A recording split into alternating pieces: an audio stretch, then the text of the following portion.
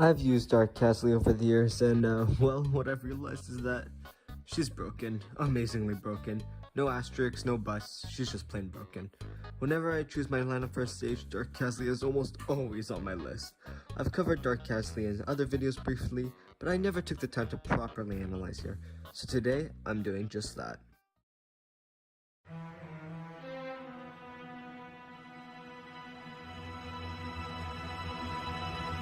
Dark Kasli, or as her official name says, Kasli the Bane, is an uber rare cat that can be unlocked by playing the Rare Cat Capsule during the EPICFEST event. She is added in version 9.5. Okay, she can be also unlocked through the Superfest, and there might be other draws that you can get her, but I don't really know. Let's look at her base stats.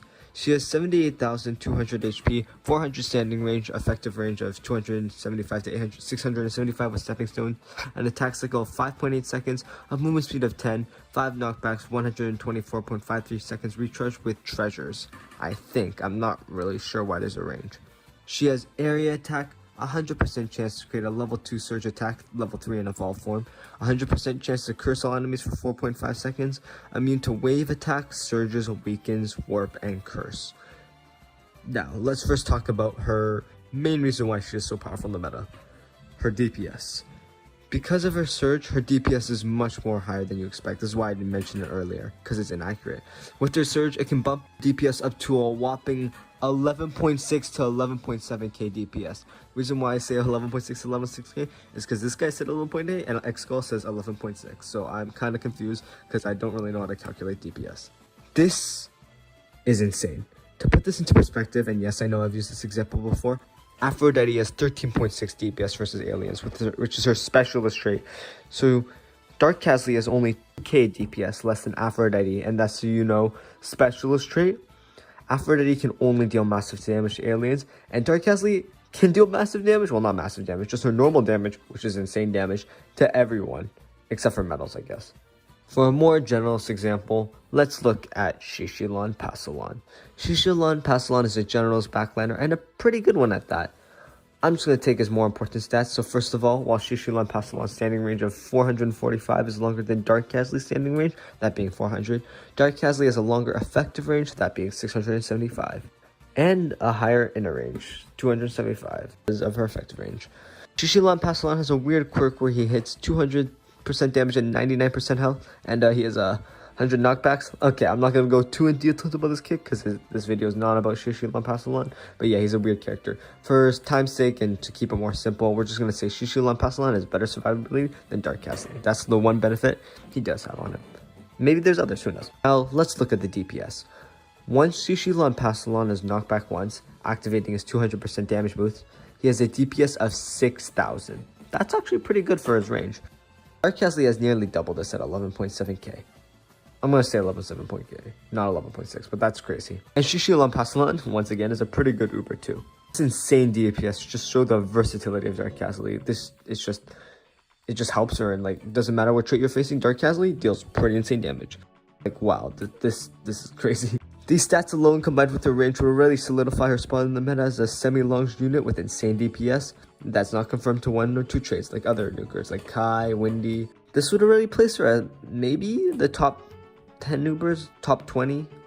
It should be very strong in the meta and pretty useful. But, you know, Ponos, they could have just stopped there, but no, Ponos took this even further. Let's look at her debuff, Curse. Now, while Curse is arguably the worst debuff in the game, Dark Kasli uses it in such an exceptional way. If you didn't know what Curse is the ability in the Battlecats that allows you to disable the enemy debuffs, such as slowing, freezing, or knocking back enemies. Normally, this debuff is ineffective and most units do not have 100% coverage, so if the enemy unit is not cursed, its debuffs will still take back, so the curse becomes ineffective. For example, Angel Piggy has a slowing debuff, Wing Piggy, whatever, and if the enemy is not cursed at the time that the piggy attacks, the slow will still take effect, so the curse remains useless. Dark Kasli solves this with 100% uptime, which means that as long as Dark Kasli is able to land her attacks, the enemy will always be cursed. This means that her curse can constantly disable the enemy debuffs, making her extremely effective against enemy debuffers. In addition to this, curse is almost never a bad thing to have. Let me explain this. Knockback and slow are known to be sometimes inconsistent and sometimes even not wanted, as it can lead to your units missing their attacks. This is your nukers with long force swings. I think Kai, once again, long force swing could miss the attack if the enemy gets knocked back. Then slow, which can allow your units to push much too far up into backliner range, especially if they're knocked back first, which is why this is especially true when it works in tandem with each other. Measly is a great example of this. X-Skull and Dr. Skull cover this all the time. Measly syndrome, as they call it. Curse does not have this, as it does not alter the movement speed nor the positioning of the unit, but instead just prevents them from using their buffs, which is almost always a good thing. Now let me say this. I do get that Curse sometimes disables knockback and warp, which allows for better repositioning sometimes, but this is also situational, as disabling knockback and warp is sometimes a good thing as well. Mr. Mole stacks are a good example of this. It is hard for your units, especially those with long force swing, to land an attack if they're constantly being knocked back by a swarm of Mr. Moles. Curse solves this by disabling their knockback, making them much easier to deal with. This is amazing. Adding on to her already fantastic DPS, she has a debuff that is consistent and does this job very well. Also, due to her immunity to curse, she can, ironically, curse enemies, meaning that they can't curse. So that makes your cat debuffers much more effective.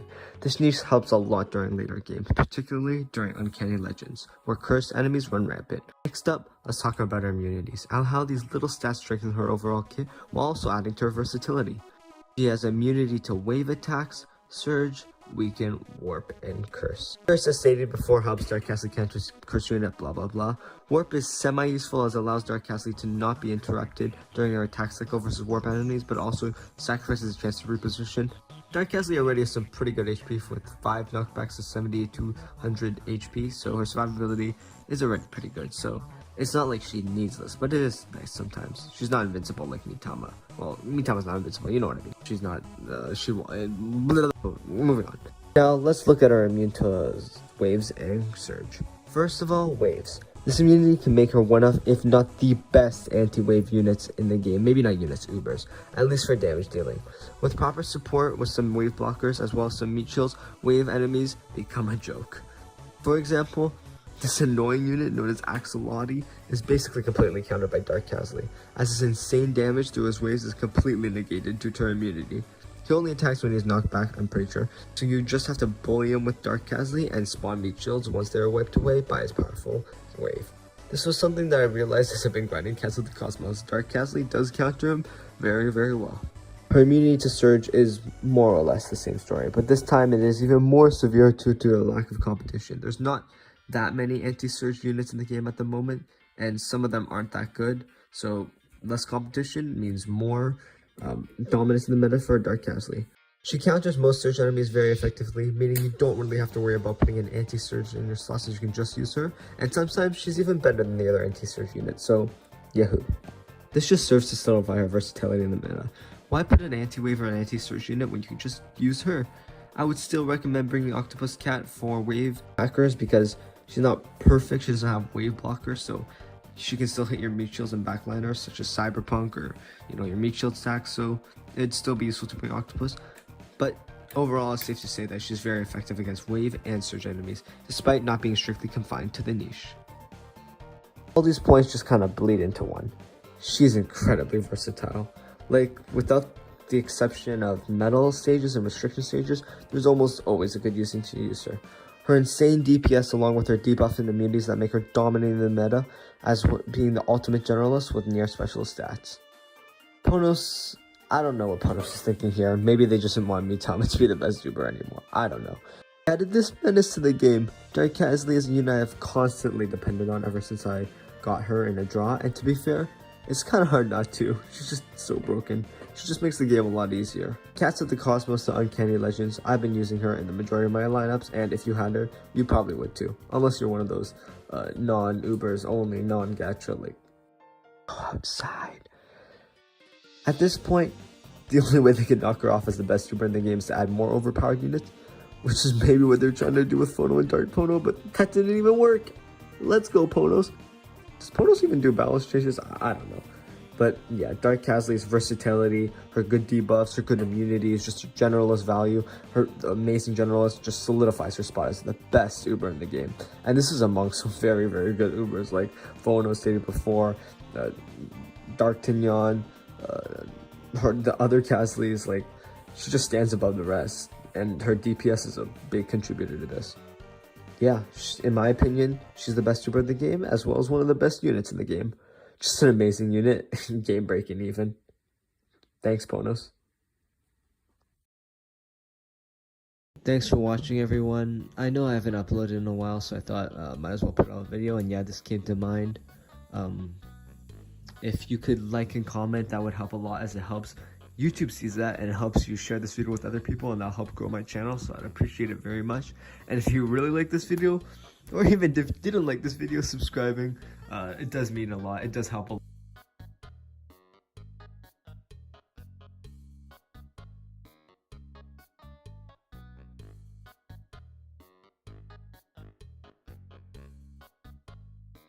I really want to grow out this channel in the summer and try experimenting, so any new ideas, please leave them in the comments below. That'd be deeply appreciated.